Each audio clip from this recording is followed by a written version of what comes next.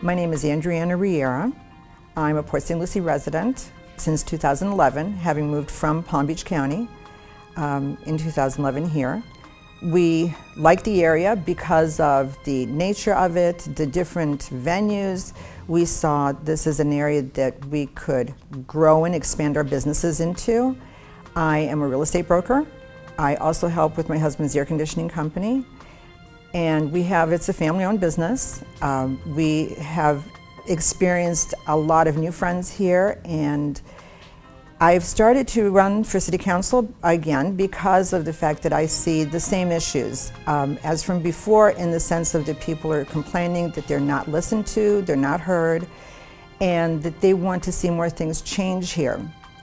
Having seen some of the activities since 2014, I felt that I could bring a different flavor, a different style to the Port St. Lucie Council, and I would like that opportunity.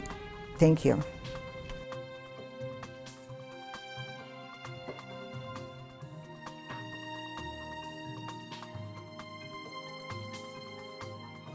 Well, I believe a lot of that was addressed as far as Crosstown, as far as the traffic patterns. I see Crosstown being completed as an opportunity for the development of the Civic Center, which has been a major sore point for the taxpayers and the City Council.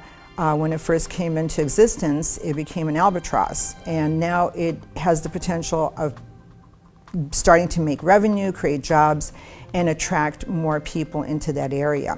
As far as environmental concerns, those would be addressed at the time if they come up or as they come up, and we would be listening. I would listen to the people and try to balance between business and the environment.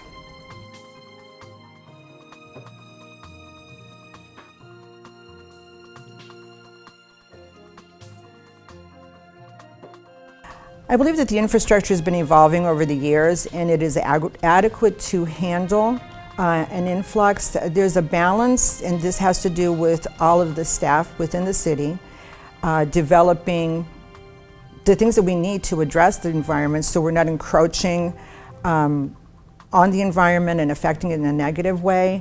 I do see some issues as far as the new construction happening, that there's a lot of wildlife that has been displaced.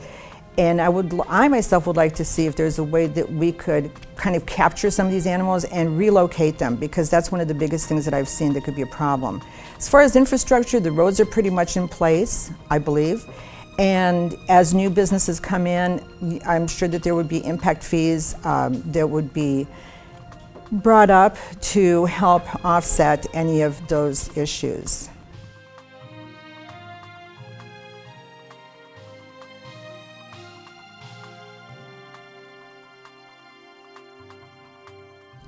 I believed with the three different large investments that were made many years ago, Digital Domain has been was sold to a church, and that's kind of not developing any employment or taxes. Yet, I'll go back to Crosstown, we have the potential of having that area grow. Also, we have possibility of a sale for VGTI, which would be a great thing as far as creating jobs. We would have to see how that develops. And I think the biggest impact would be the 1,200 acres from traditional land sale, the traditional land title, I'm sorry, that the city has taken over in lieu of just letting it go to tax certificates for Mattamy Homes to build their properties up. But also we have the potential of 1,200 acres of land to be developed for a vocational school, not only for kids, but for addressing the adults that want to change their skills, that want to get into different fields. It also has the possibilities in that 1,200 acres of developing what would be considered an economic magnet.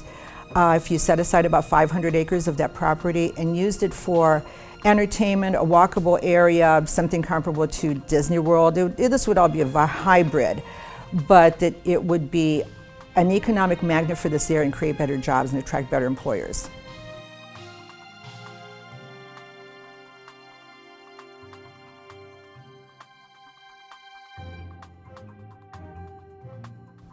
The biggest thing the City Council faces is attracting quality employers, in the sense of we need to work in conjunction with the school board members to bring up the scores of the schools in the area. I think that would make a big difference as far as attracting better employers, let's say Peachtree, Amazon, anything like that. I see that that's one of the biggest difficulties, the hurdles that we have here.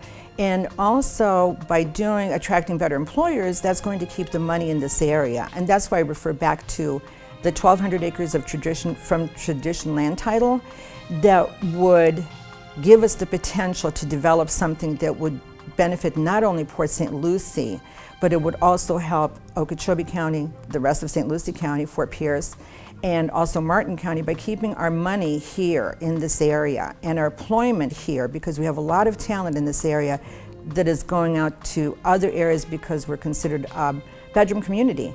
So that would help change our image, I think, in a massive way, and we become the epicenter for this area for attracting jobs and better employers.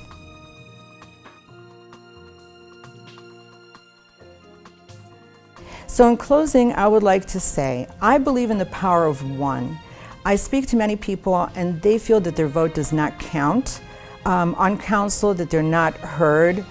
And I'm encouraging everybody that feels disenfranchised, that feels that their voice is not heard, their vote doesn't count. This is exactly where it does count. This is where you make your change in your own neighborhoods.